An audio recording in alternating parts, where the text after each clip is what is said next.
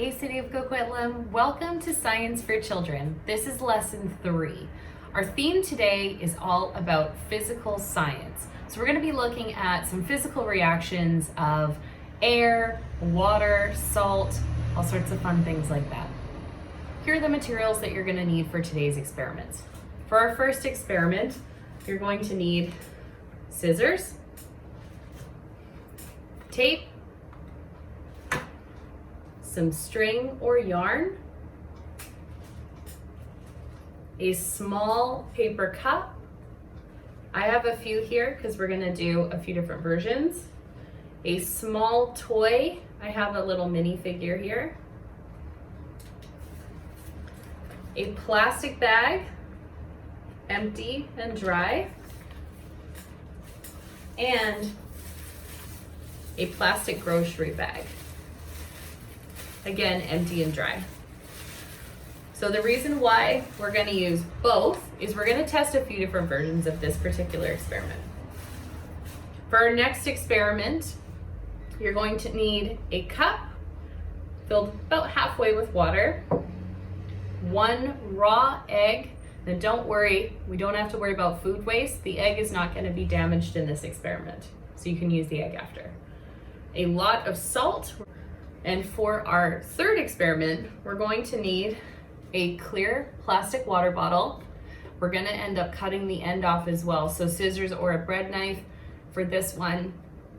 As well, if we have little ones watching this video, you may want to have mom and dad help you with that one. We need some food coloring, any colors you wish. The more colors you have, the more fun it is. We need some dish soap, some water, an elastic band, and a small piece of towel or flannel. I cut this from an old kitchen towel that I wasn't using anymore. It was a little bit dirty. So this is a quarter of a typical kitchen towel. It only needs to be about this big. So feel free to cut up an old cloth that you have. All of our science experiments, we're going to be talking about a hypothesis, which is basically us thinking about what do you think is going to happen here before we try the experiment or before I tell you.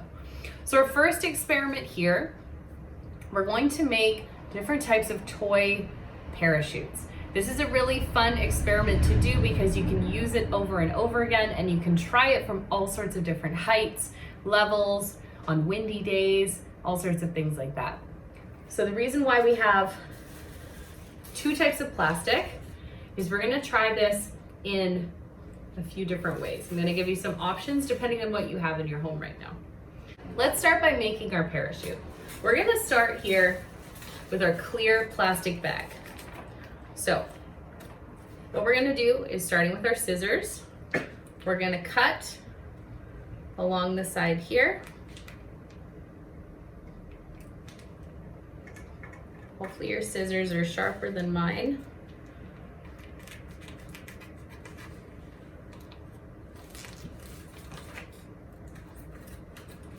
Sometimes they'll kind of glide along the plastic. That's really helpful.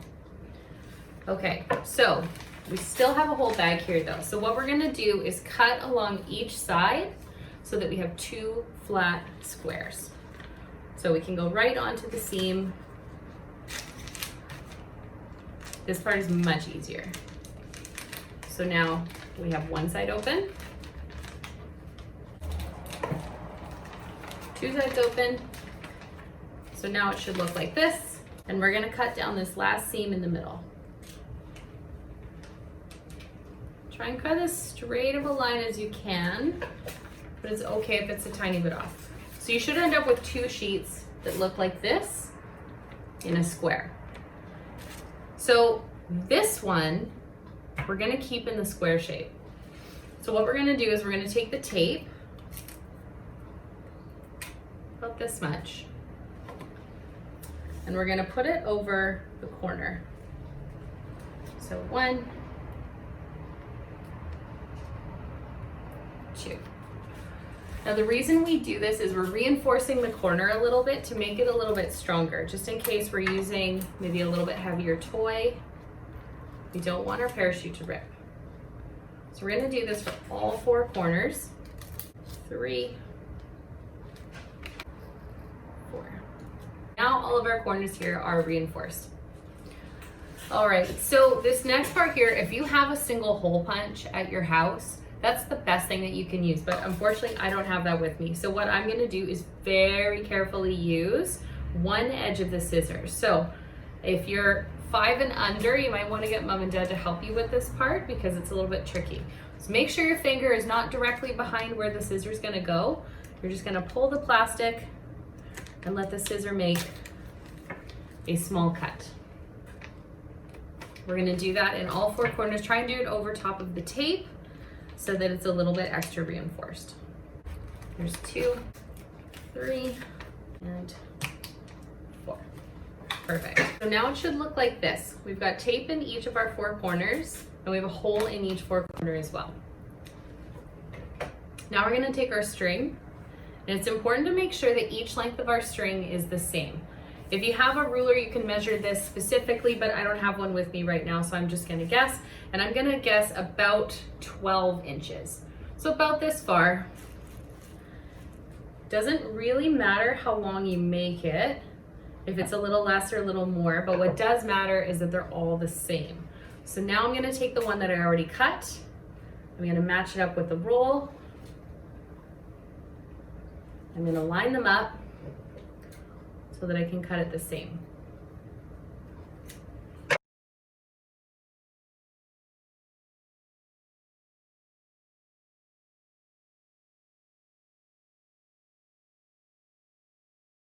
What we're gonna do now, sometimes I find it helps if you kind of lick the end of it a little bit, it helps the fiber stays together. Otherwise, if you have tweezers, you can do this with tweezers too, but we're gonna try and do it the most basic way possible. So, I'm gonna stick one end through one of the holes in my parachute, just like this. And then I'm gonna tie a tight knot. You want it to be tight, but not so tight that it's gonna rip your plastic. You probably wanna tie a double knot. Again, if we've got little ones watching, and you're not quite sure how to tie knots yet, that's totally okay. You can ask mom and dad for help. So it should look like this, one knot tied into the corner of your parachute. We're gonna repeat this for all 4 sides.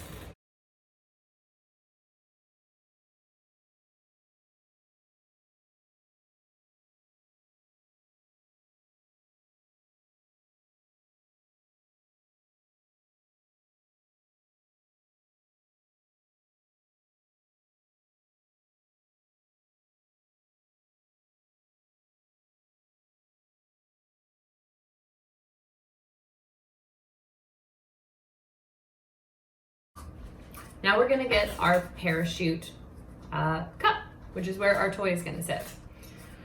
So again, if you have a hole punch, that's a big asset for this one. Otherwise, what you can do is again, use your scissors. So make sure that you're not doing it directly into your hand.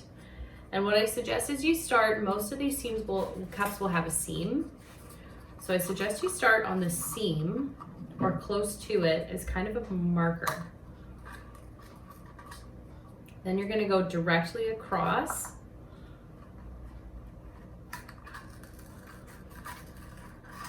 So I'm just using my scissors to make a small hole, just enough for the string to get through. And we're gonna do it on all 4 corners. You wanna try and make these as evenly spaced out as you can.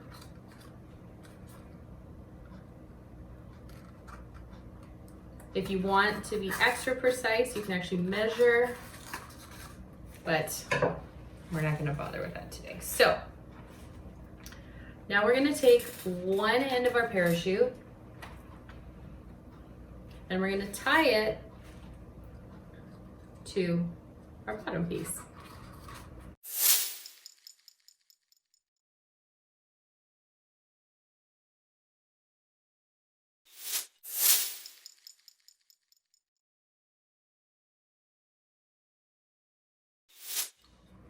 So once again, you might want to double knot here. Make sure it stays extra, extra secure. So it should look like this. Make sure you tie the strings in the right order. If you're not sure and you don't want them to crisscross, just lay your cup in the middle, and then this is where your strings would go. So let's move on to number 2.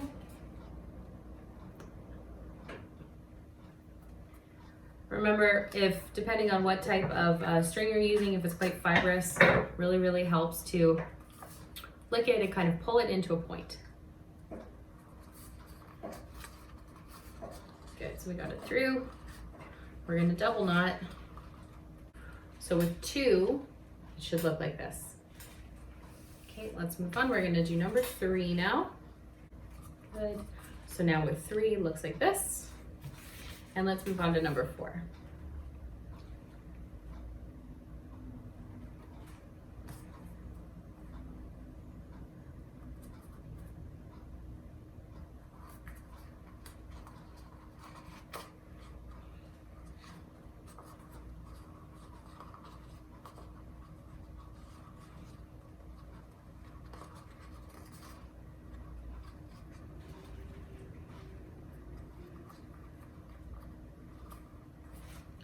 Okay, so this is what our parachute should look like right now. We've got our parachute part on the bottom, and then we have our cup here with all 4 of the strings. We're now going to try a different style of parachute here, and with a different material. So now we're going to take our plastic bag, make sure it's fairly clean. We're gonna start by cutting it into a square, so same as before. So we're gonna cut straight across the top.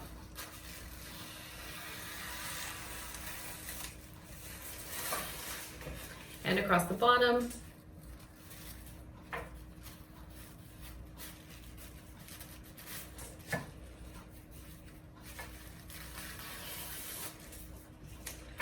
So now your bag should look like this.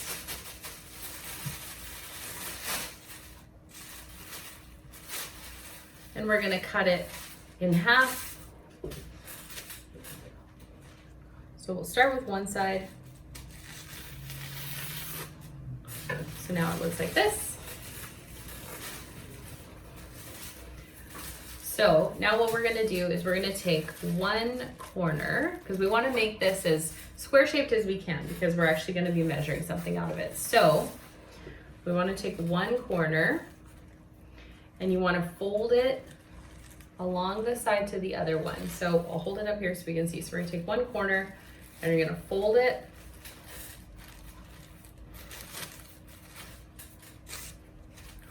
so that now it looks like this. Can you see how it's a little bit thicker? So this is what's going to give us a pretty perfect square. So make sure all your edges are quite flat. Again, don't worry if it's exactly right. It is plastic, it's a little bit tougher to cut, but we're actually gonna be cutting this again. So we're gonna put this extra sheet to the side. And so the reason why we have enough for 4 is because we have 2 models of parachutes and 2 different types of materials. So if you wanna try all 4 experiments, you have enough materials now. So now what we should have is a square of a thin plastic sheet. So we're gonna fold it in half, diagonally. So now we have a triangle. We're gonna fold it again, corner to corner. So we have another triangle. So you should have one side of the triangle that's open and one that's closed. From here, we're gonna take this side and we're gonna fold a third. If you watched our first video, you might remember us making paper snowflakes for our CD light reflection. This is a similar fold. So we folded it about 1/3 now. Then we're gonna take this side and fold it over top. So what you should end up with is something that looks like this. okay? So now what we're gonna do is we're gonna cut off this bottom part here. And we're gonna cut it on a bit of a curve because we're actually gonna be making a circle. So we're gonna cut, make sure that we keep all this part here.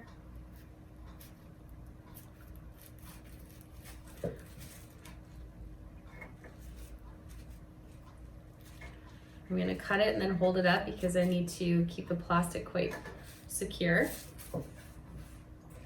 So now we have a bit of a curve, kind of looks like a piece of pizza, right? Now if we unfold this, it should be a circle. Awesome. If you have any sort of funny edges, I have this one up here. You can cut those off to make it even more of a circle. Okay. Now from here, the other difference with this parachute versus the first one is this one has 6 points because it's the best way to balance a circle. We're also going to test having a longer line between our parachute basket and our parachute, which is this. So last time we used about a ruler length, so about 12 inches. This time we're going to go longer. I want you to do 1.5 times as long. So we're going to try for about 16 inches or so, or however long you want to do. So I'm going to try for about this length here. And this time we need to cut 6 of the same. So you can use the same measuring as before. Line up your ends with the one you've already cut. Slide it all the way down and cut.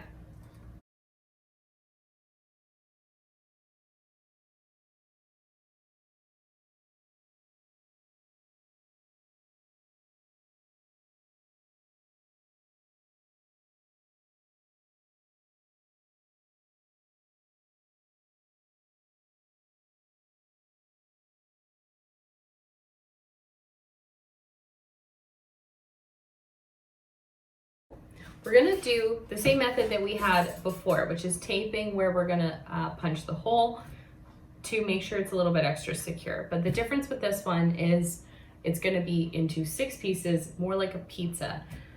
So, and again, we kind of want to make sure that we have it the same. So if you look at your plastic bag, there might already be kind of a line going down the middle. Mine has one here because of where the bag was folded. So I'm gonna start with those 2, and then we'll work from there.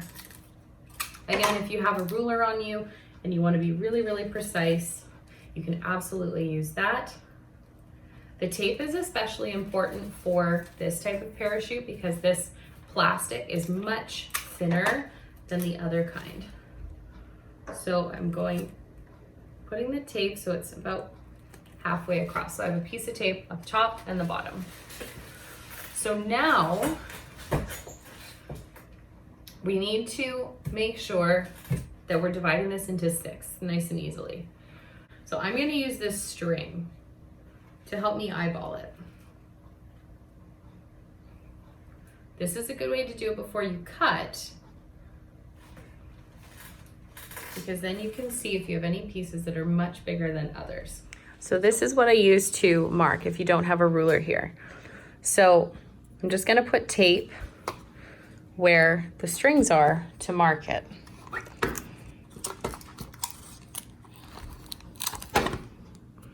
So I'm going to put my piece of tape here, and then I'm going to fold it under.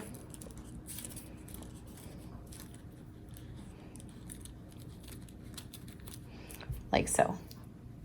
So this way all of my pizza slices are still quite even. Remember, you're not actually taping the string to the plastic bag, you're just using it as a marker. So we can take our strings off now. And now our parachute should have 6 tape marks all the way on the outside. So, like we did with the first parachute, if you have a hole punch, you can use it. If you don't, you can use scissors, but make sure to be very, very careful and do not hurt your fingers. But we want to push through where the tape is and keep going. Again, make sure you're not going to hit your finger. This is a job for moms and dads.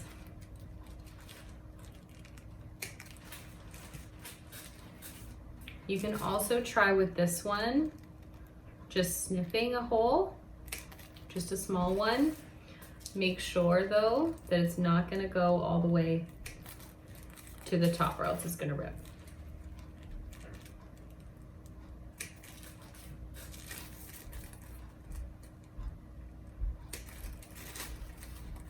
Okay, so we've cut a hole in all 6 of these. Now we're gonna follow the same method that we used for the first ones, where we're gonna tie one end into here and then another one into our parachute cup.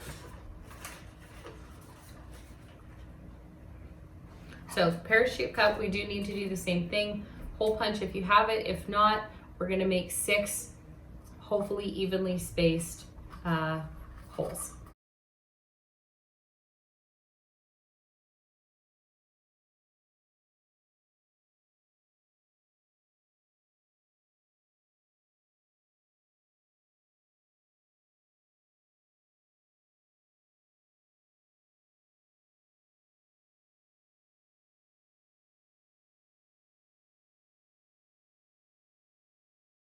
So your cup now should have 6 little holes around the outside. We're gonna put the cup to the side for right now. So once again, licking the top and kind of twisting it if you have that type of string that's gonna fray really, really easily.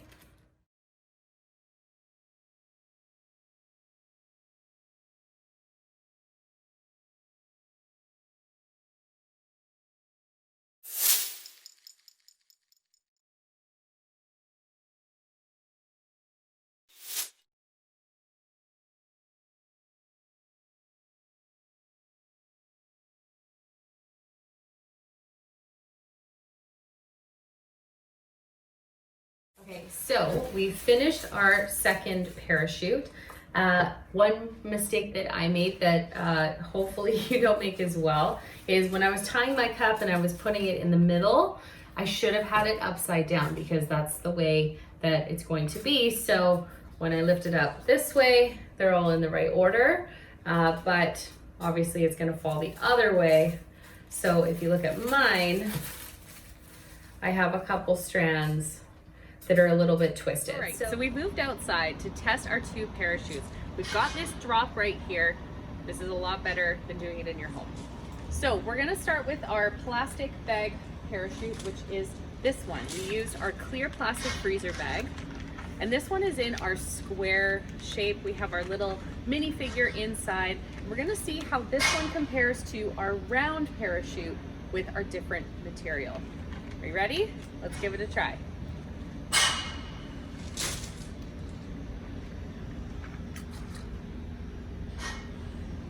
Okay, not bad, but you can see that the air kind of got underneath some of the sides and made it fall maybe a little bit faster than it was supposed to. So we're gonna try and adapt that one. I'm gonna show you a quick way to adapt it and help it fall a little bit straighter. So I'm gonna show you a way to hopefully help your parachute fall a little bit straighter. If you didn't bring your scissors outside like I did, you can go back in and try this again. So we're gonna fold our parachute in half, like so, and then in half again, because we wanna find the center, which will be this point right here. And all I'm gonna do is cut a small hole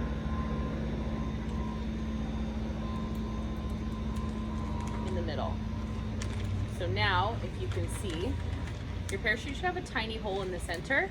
What this will allow is for the air to escape out the center and hopefully balance our parachute a little bit better. So let's give this a try again.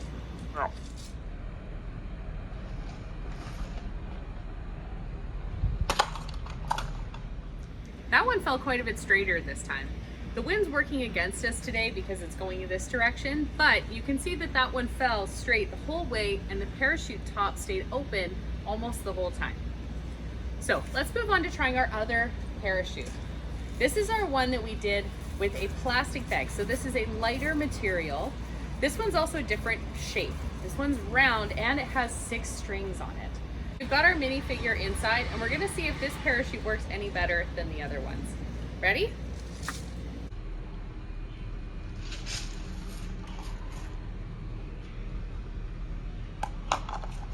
That one fell quite a bit better than our other one. And did you notice that our light plastic bag was quite a bit slower as well?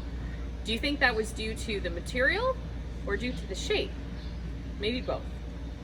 Okay, now for fun, we're gonna try and race our parachutes against each other. Which one do you think is gonna win? Let's see.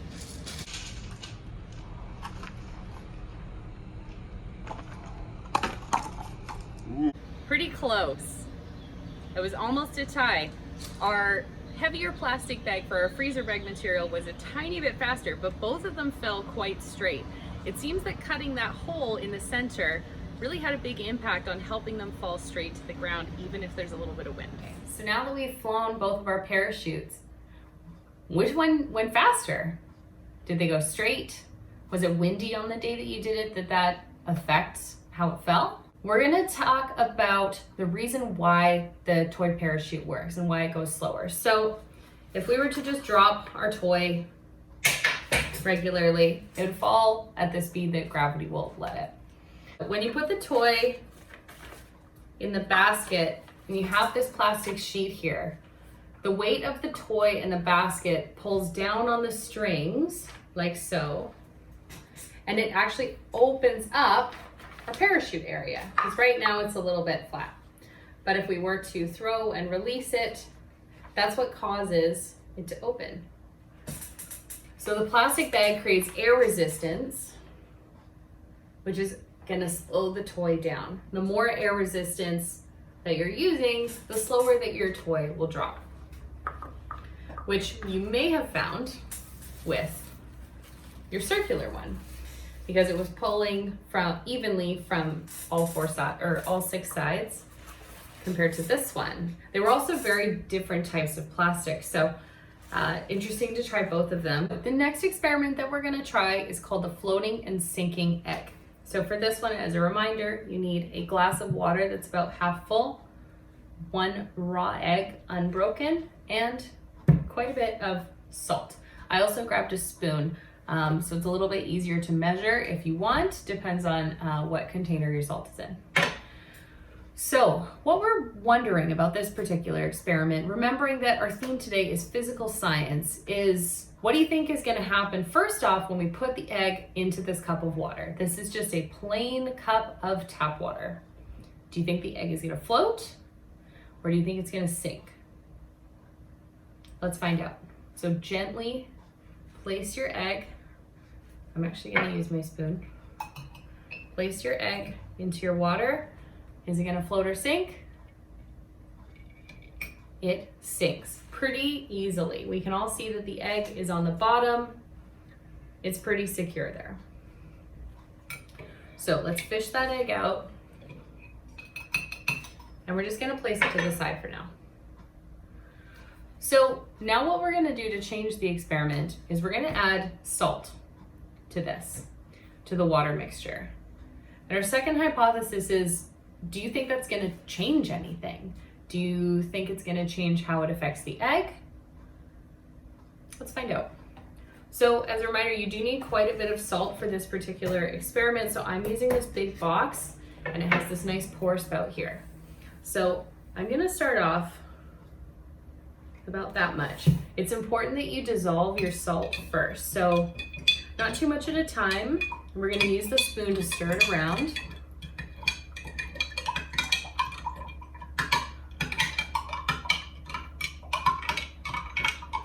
So taking a look, making sure we don't have any salt on the bottom. It's slowly dissolving here. Another thing you can try, typically room temperature water or even warm water will dissolve the salt faster. So we're gonna add a little bit more now and we'll dissolve this again. So taking our spoon, gently dissolving the salt. This takes time.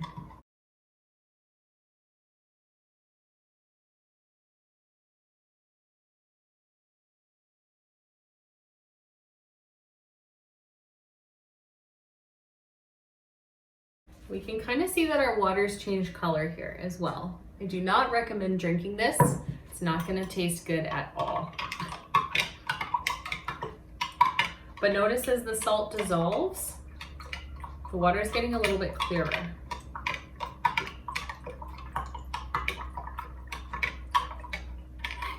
Okay. Okay.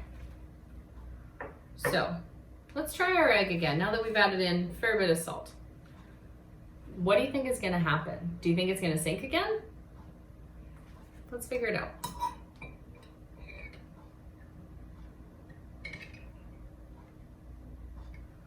Now, it did not sink. If you can see the egg here, it's currently floating. A little bit's poking out of the top, but isn't that interesting? All we added was salt, and now our egg has popped up to the top. So we're gonna try a third part of this experiment. And for this one, we need a little bit more water. What we're gonna try now, so we know that plain water with nothing in it is gonna cause the egg to sink. Water with a lot of salt in it is gonna cause the egg to float. What we're gonna try and do is get the egg to suspend in the middle here. So if we know that the water with the salt makes it float and the water without it makes it sink, we are gonna add a little bit of water at a time and monitor what happens to the egg until we can get it at about a midway point. So if you can see from your screen at home, the egg did get a little bit lower already. So we're gonna try and add a little bit more water. Remember to go slow with this. And now, the whole top of the egg is not here anymore. It's all underwater. So we're gonna add a tiny bit more.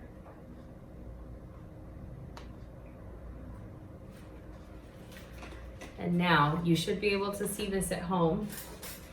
Our egg is right in the middle of the water jar. It's not above and it's not touching the bottom. It's just floating in the middle. How cool is that?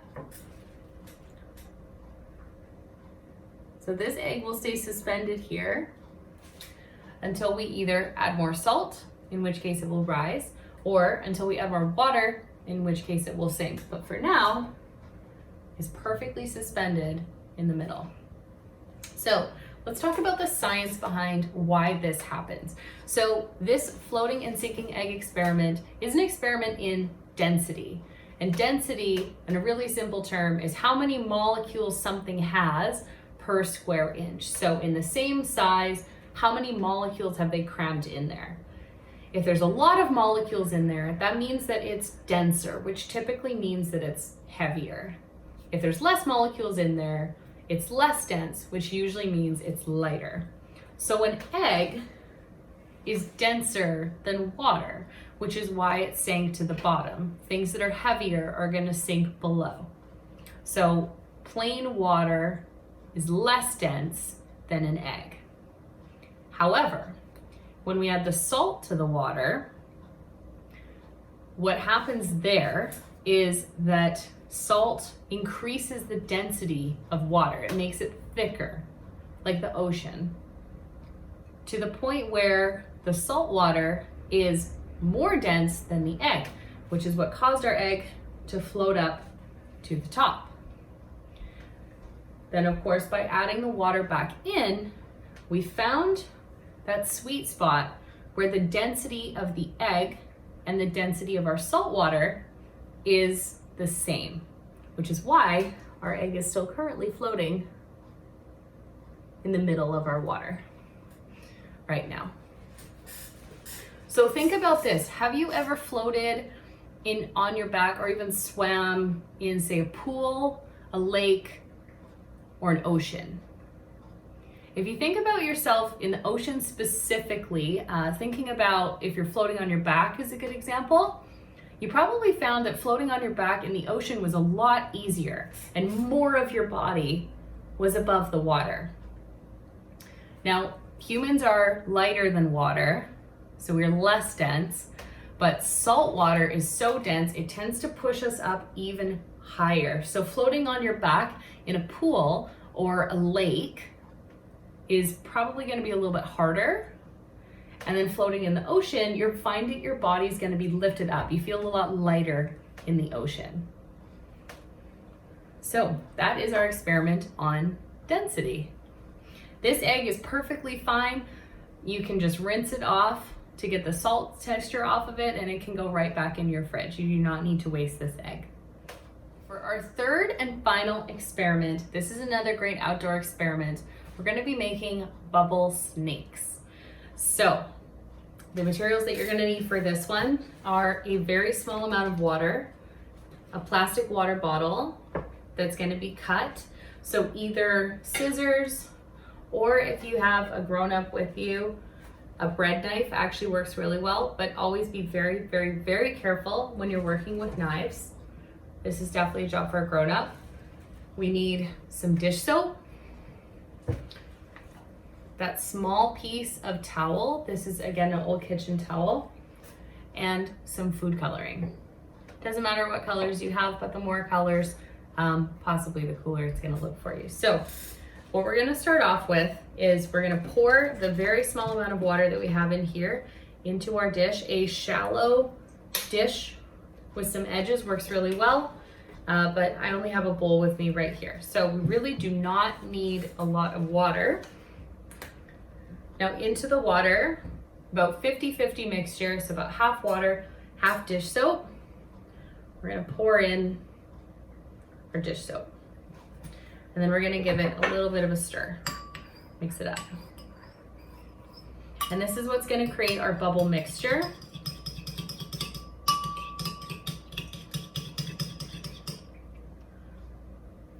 And you can tweak this as you go along. You can add more water, you can add more dish soap. There's no specific one way to do it that's correct. So now that our water bottle is empty, we're gonna take the cap off. Make sure it's a clean cap because you are gonna put your mouth on this. Then you're gonna take either your bread knife or your scissors, and we're gonna cut off the end. So you can use a cutting board surface. My table's okay for this. And I'm gonna cut through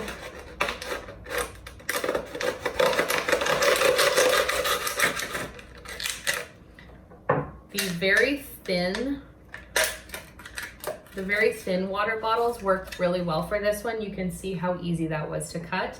It's almost like cutting through butter. So now we have one open end and one end that's been cut off. We're gonna take our towel and our elastic band. We're gonna place our towel over the end here. Then we're gonna wrap our elastic band tightly around the outside. 2 or 3 times should do it. You want it to be tight enough that the towel is gonna stay on, but not so tight that it's gonna crinkle your entire water bottle. So this is gonna be really dependent on what type of bottle you're using. If it starts crinkling the first time, definitely just try to tie it again. So now it should look like this. So what you're gonna do, we're gonna take this outside, but taking outside with you, we're gonna take our bubble mixture, this contraption here, and our food coloring. We're gonna see what happens. All right, so we've moved outside to try our bubble snake maker. It's not raining today, so this should work okay. If you're in an apartment or a home with a balcony, you can do this off of the balcony too. But again, always remember that there is soap in this mixture. So if it's gonna land on any smooth surfaces that people are walking on, you probably wanna give it a rinse when you're finished today. So let's give this a try. We're gonna switch hands here. So I've got my mixture here. I'm gonna dip in the bottom. I'm gonna put my mouth up and blow.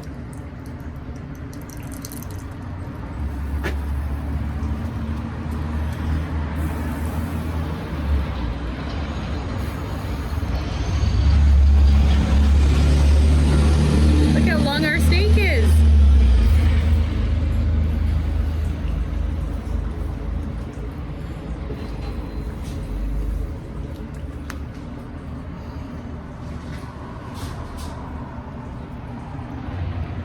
Look at that snake. Let's keep trying.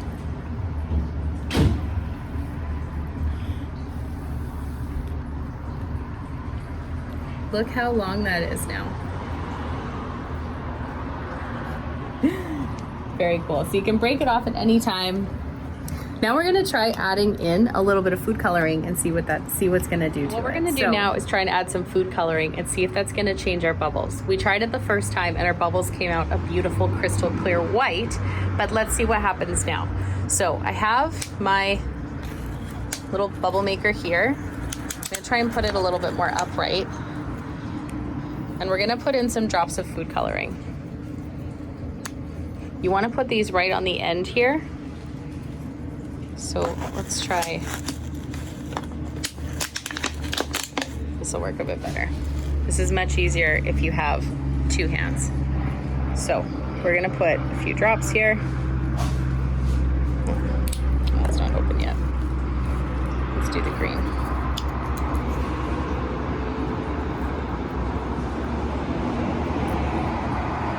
Always make sure to put the cap back on your food coloring. It does stain, so I do not recommend blowing these bubbles at clothing or any type of fabric.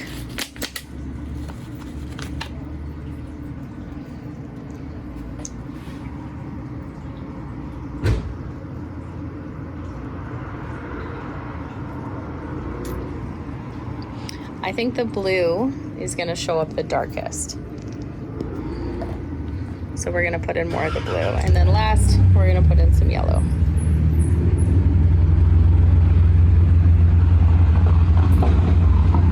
And cap on. So, we already have quite a bit of bubble solution in this, so let's just give it a shot right off the bat and see what happens.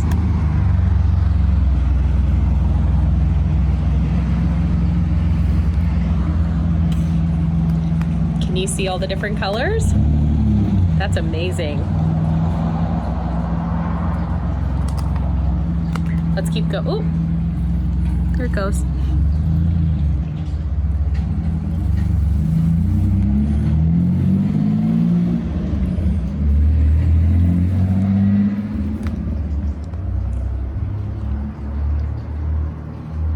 You can see all the different colors here. The blues and the greens and the yellows in our bubble snake. Unfortunately, the wind is going the wrong way for me today.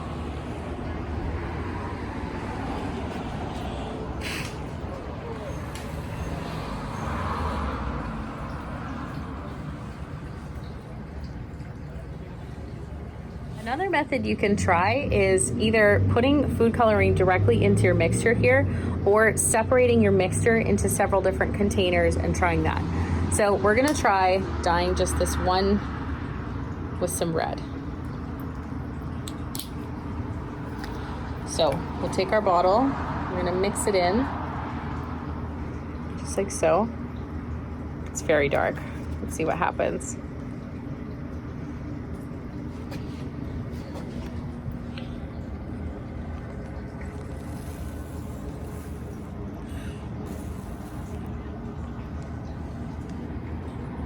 So we can see that the red's tinting it just a little bit.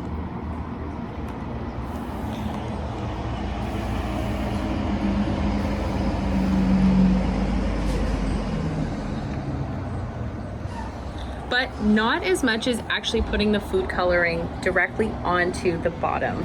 So now that we've tried, definitely our best method is to put the food coloring here, not in here. But both will work. See here that because of the direction of the wind, the bubbles actually have come back to my balcony. But we can see from this one, all the rainbow colors because we added in that red. If this does happen to your balcony, just make sure you wash it off quickly because as I said before, there is some food coloring in there. Did you try the bubble snakes outside? They're pretty cool, hey? If it's not a very nice day outside, you can definitely try this in your bathroom. I'd suggest your bathtub because when the soap lands on the floor, it does get a little bit slippery. So if you try it in your bathtub, Just make sure that you give it a rinse after so that you're not going to slip on it later. So let's talk about the science behind why these bubble snakes work the way that they do. So bubbles form because of the surface tension of water. Hydrogen atoms in one water molecule are attracted to oxygen atoms in another. And they like each other so much that they cling together. So bubbles enclose the maximum amount of air in the smallest amount of solution, which is actually why bubbles are always round, because it's the shape that allows for the most amount of atoms in one space. So what happens when you blow air through your bubble snake maker, you're creating hundreds of tiny bubbles because they're being slightly obstructed by this towel here. As the air wiggles through the fabric, bubbles continue to be made, and they attach to each other as they come out of the fabric because they're attracted to each other. As you noticed as well, if you tried it with the food coloring on the bottom, your bubbles started changing color. And if you mixed two colors, it's also a little lesson in color mixing. So if you were to have mixed the blue and the yellow, your bubbles might have had a slight green tint to them. If you'd mixed the blue and the red, you might have noticed that your bubbles started looking a little bit more purple.